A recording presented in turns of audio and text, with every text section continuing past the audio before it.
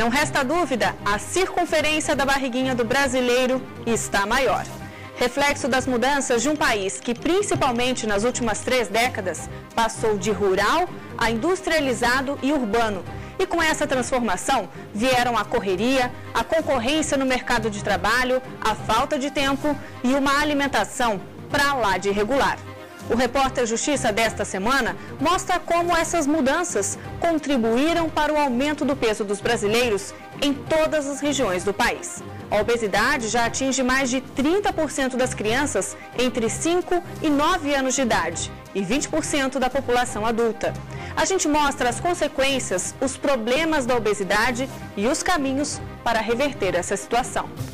O sorriso largo esconde o desconforto por colecionar histórias de preconceito e brincadeiras de gosto duvidoso.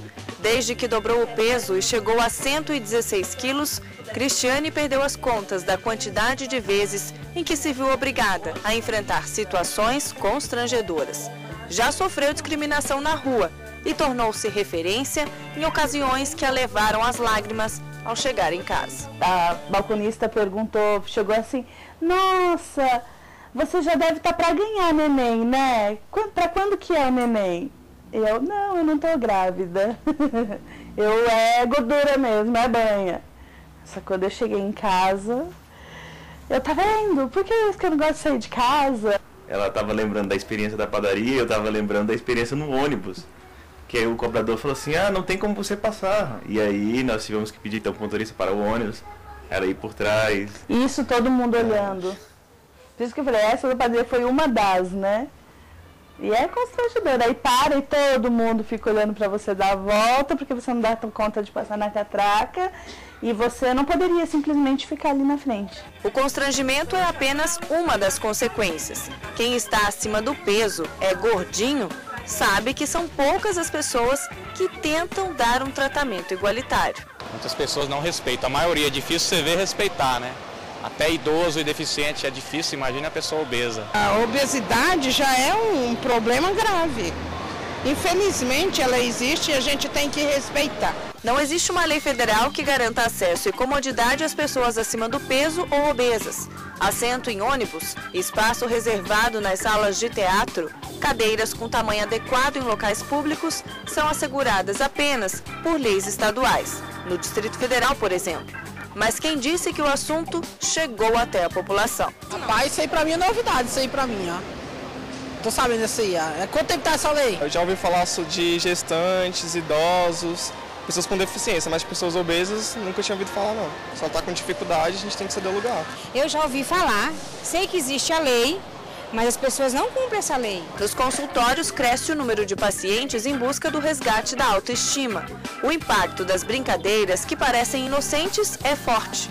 Isso porque as limitações sofridas por quem está acima do peso não são necessariamente resultado de preguiça, mas falta de condições físicas. A sociedade hoje vê o obeso, infelizmente, né, como uma pessoa que tem uma dificuldade com autocontrole, né, uma pessoa, não vê a obesidade como uma doença, mas sim como uma pessoa que é desleixada, que não tem controle sobre o próprio peso, sobre a própria alimentação.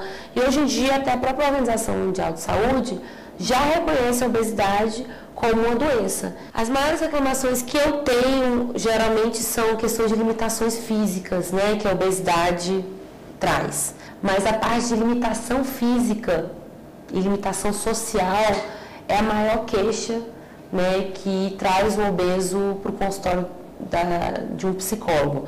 Pesquisa de orçamento familiar realizada pelo Instituto Brasileiro de Geografia e Estatística, IBGE, mostra que em todas as regiões do país, em todas as faixas etárias e de renda, aumentou a quantidade de pessoas com excesso de peso ou obesas.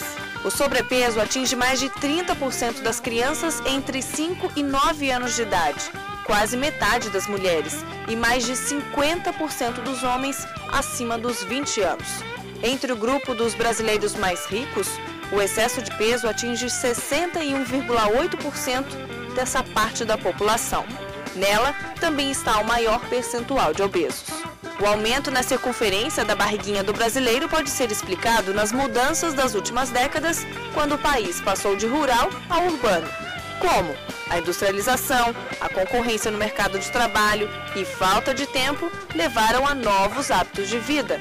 Comer mal, se exercitar pouco, que levam ao aumento de peso. O excesso de gordura, o excesso de peso, ele vai fazer com que o indivíduo produza uma série de substâncias que facilitam um ganho de peso. Então, vai ser uma coisa progressiva. Então, quanto antes a gente puder trabalhar hábitos alimentares, atividade física, hábitos em casa, previne uma série de problemas mais tarde.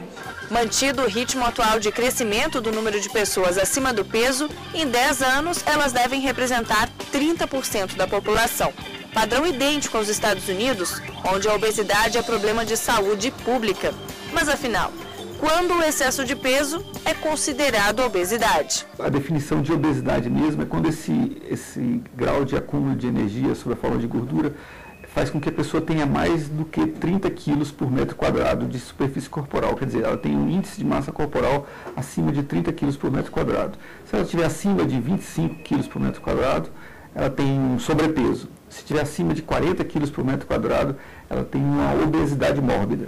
Quanto maior o grau de obesidade, maior o surgimento de doenças agravadas pelo excesso de gordura corporal. São as chamadas comorbidades, doenças relacionadas que podem afetar órgãos, sistemas e provocar aumento da pressão arterial, diabetes tipo 2, apneia do sono, problemas articulares, hormonais, excesso de gordura no fígado e fibrose. Se todos os cirurgiões bariátricos fizessem cirurgia no nível que estão fazendo, nós gastaríamos mais de 100 anos para operar todas as pessoas que têm indicação. Um paciente que tem obesidade, que faz um tratamento clínico, a chance dele perder peso e manter por um ano é de 5%. Por 2 anos, cai para 1%. Por 5 anos, é 0,1%. Ou seja, 1 em 1000 que conseguem sucesso com esse tratamento. Nada que se compara com os efeitos da cirurgia de redução do estômago. Não quer dizer que todos os pacientes vão emagrecer e pronto, não. Agora, os pacientes que seguem as orientações e que conseguem, através da cirurgia, mudar os seus hábitos alimentares, com certeza é garantia de sucesso. No próximo bloco, o que fazer quando a obesidade encontra tratamento somente com uma intervenção cirúrgica? Os mitos, os riscos e benefícios da cirurgia bariátrica, popularmente conhecida como redução de estômago. A gente volta em instantes.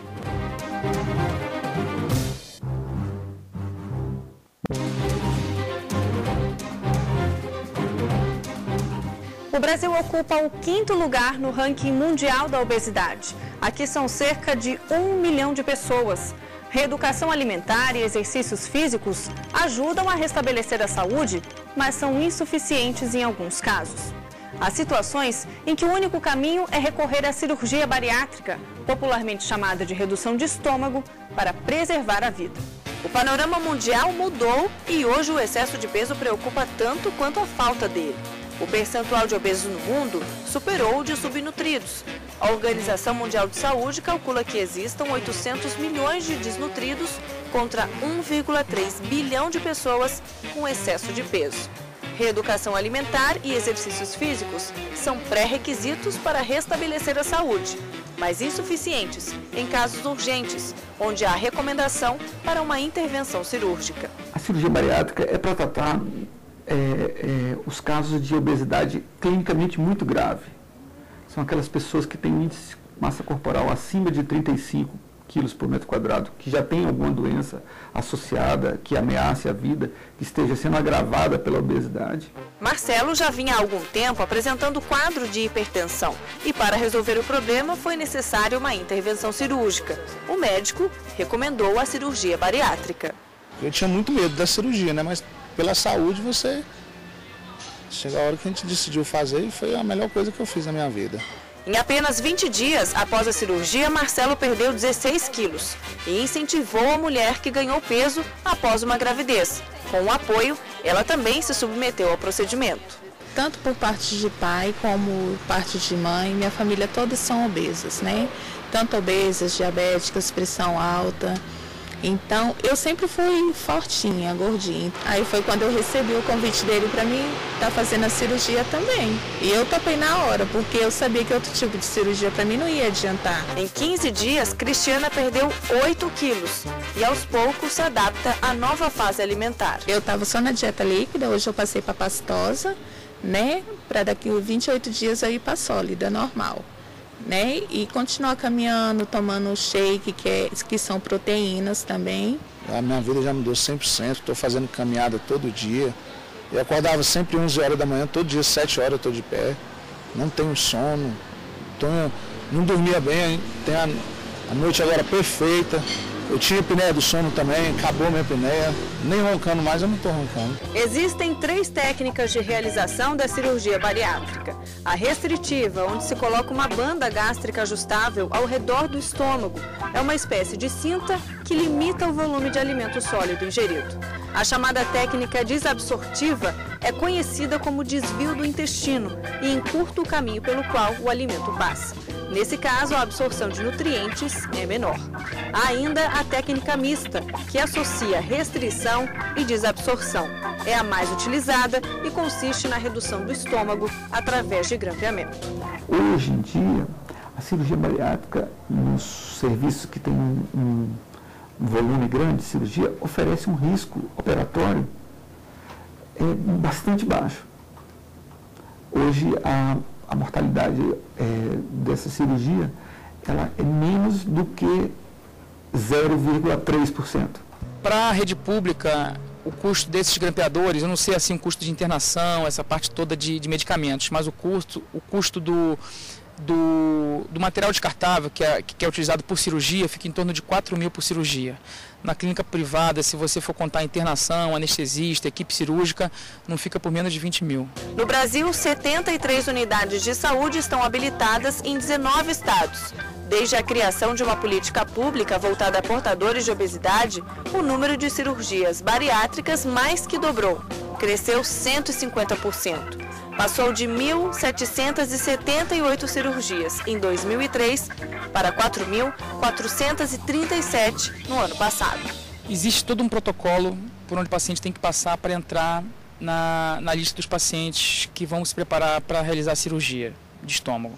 Nos 2 anos que antecedem o procedimento, o paciente recebe acompanhamento de endocrinologistas, psicólogos, nutricionistas. Dessa forma, estará pronto para a nova postura que deve ser adotada. Antes da cirurgia, a gente faz um curso, como se fosse assim, uma palestra, né, para orientar o paciente o que ele vai ter que mudar, quais são os hábitos que ele vai ter que ter em relação a hábito alimentar, né, atividade física, para que ele vá para a cirurgia mais bem orientado. Existem recaídas, como todos os tratamentos para obesidade, existem fases onde o paciente adere menos à orientação, mas o que eu sempre digo é que ele tem que ter um serviço de referência. A cirurgia, ela traz consigo uma necessidade de muitas mudanças comportamentais. Modificar a alimentação, modificar hábitos de vida, né? E o psicólogo, ele trabalha para preparar o paciente para essas modificações. No pós-operatório, geralmente o que a gente vê, o que acontece é uma modificação muito grande da autoimagem, da autoestima, da própria identidade do paciente. Muitos deles têm que até mudar a foto, né, da identidade deles e eles perdem peso, ficam bem, né, fisicamente, o peso deixa de ser o grande problema da vida deles, só que o estresse do dia a dia, né, as coisas que naturalmente acontecem no ambiente dele, de trabalho, de família, continuam acontecendo. Quem leva as recomendações a sério percebe com facilidade um resultado duradouro. São 2 Cláudias completamente diferentes. Agora, depois da cirurgia, né? Antes eu não tinha ânimo, não tinha vontade de sair de casa. Já pensava sair da porta para fora, é que eu não pensava em mim mesmo. E agora não. É óbvio que ele vai ter o organismo de uma pessoa igual que não tem obesidade, que se sair da dieta, vai engordar. Se começar a tomar cerveja todo dia, vai engordar. Se começar a beliscar, vai engordar. Agora, se manter uma dieta e dar umas escapulidas, como qualquer pessoa faz, ele consegue manter essa perda de peso a longo prazo. Não é o caso de Sérgio, que fez a cirurgia em 2007, quando pesava 150 quilos. Ele perdeu 60 deles, mas teve dificuldade no pós-operatório. não conseguiu deixar de comer com os olhos e recuperou boa parte do peso. Eu vejo que foi descuido, entendeu? Falta de atenção na alimentação. Tem que ter tempo para poder comer sossegado, tempo para fazer as refeições direito, tempo para comer as refeições que são necessárias, entendeu? Então eu vejo que vários fatores, entendeu? Eu voltei a engordar. O que garante o sucesso a longo prazo, a manutenção do peso perdido, é saber utilizar bem a cirurgia. A cirurgia é uma ferramenta para controlar a obesidade. Ela não cura a obesidade. A mulher dele, que também se submeteu ao procedimento, teme ganhar os quilos perdidos após a cirurgia. Ela tenta manter a disciplina e o rigor na alimentação, mas às vezes sente dificuldade. Eu já engordei 3 quilos, então esses 3 quilos, pra gente que operou, no meu caso, é como se fosse 10 quilos, sabe? E eu acho que eu não vou conseguir perder eles mais, aí a paranoia de ir para academia, de caminhar. Tanto cuidado no período que antecede a operação não ocorre por acaso. Todos os pacientes, antes de operar, eles têm que perder pelo menos 10% do excesso do peso. Por exemplo, um paciente que tem 1,60 m e que tem o peso ideal dele fica em torno de 60 quilos. Se ele tem 160 quilos, ele tem um excesso de 100 quilos. Então ele teria que perder 10 quilos antes de operar. No Distrito Federal, o Ministério Público investiga 2 casos em que as complicações no pós-cirúrgico resultaram em morte. A equipe é composta por médicos que garantem uma análise técnica criteriosa.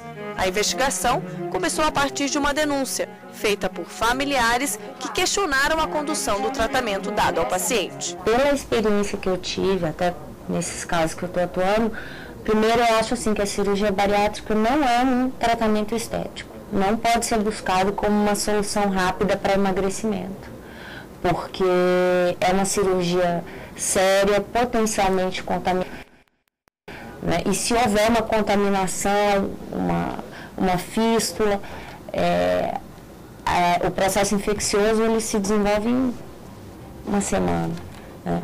Então, é uma cirurgia séria. A seguir, como melhorar e mudar a vida de quem está acostumado a produtos industrializados e a falta de atividade física.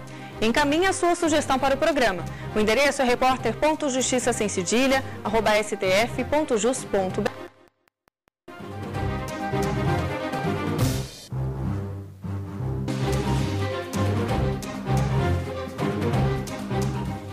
Difícil encontrar um adulto que não passe a maior parte do tempo dedicado ao trabalho em frente a um computador ou prostrado diante da televisão. Entre as crianças, a situação também é comum. Jogar futebol, pular corda, brincar de pique são exceção e não regra. Essas brincadeiras quase que ficaram por completo no passado. Hábitos cada vez mais sedentários, associados a uma alimentação rápida e sem nutrientes, são fatores que predispõem ao desenvolvimento da obesidade. Evitar um ganho de peso tem sido um desafio e tanto, para especialistas e também dentro das escolas. Cristiane queria muito deixar de lado experiências como essa. Em todo lugar, começa pelos olhares, né?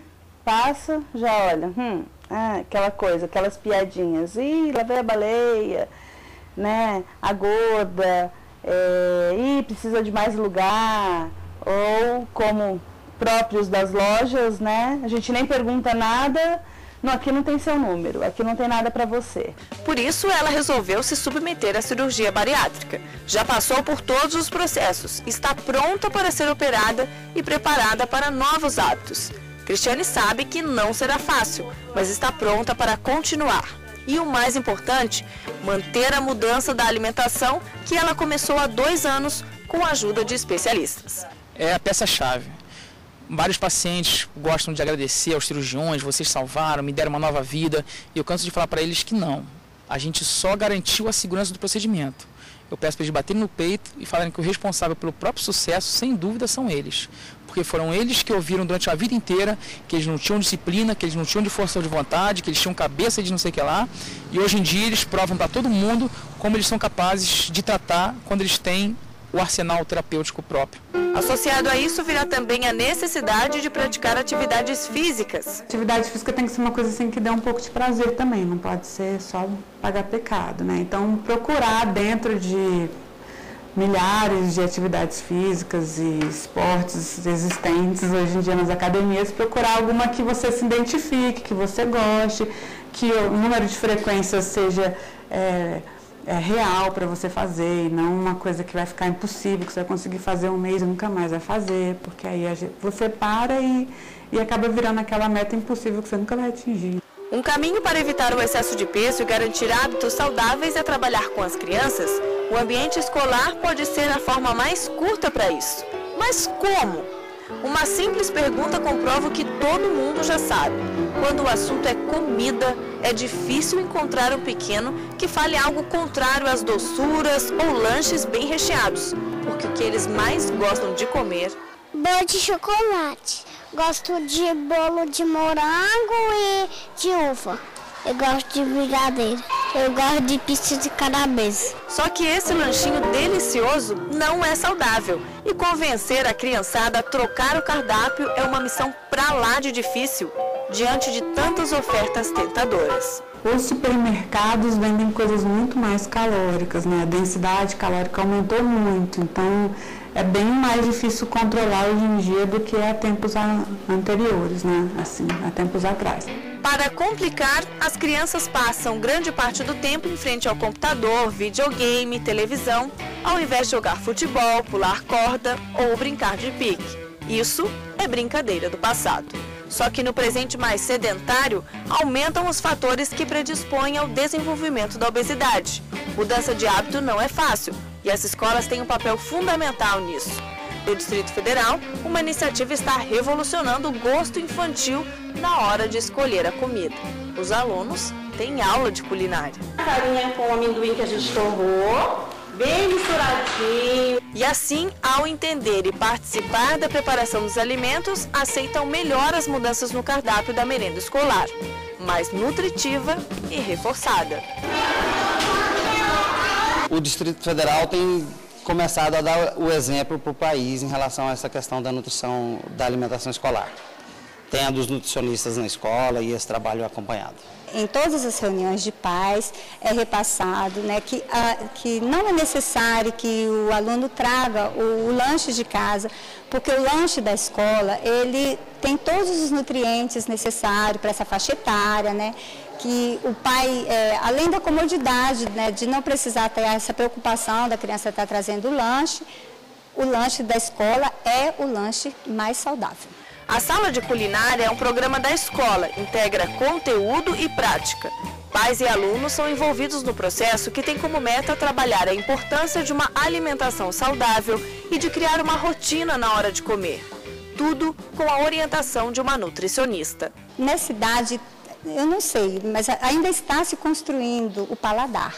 Não é tão difícil, né? Assim, professor, muitas vezes, ou quase sempre, é preciso comer junto com a criança, né? Porque se eu acho gostoso, por que você não está comendo?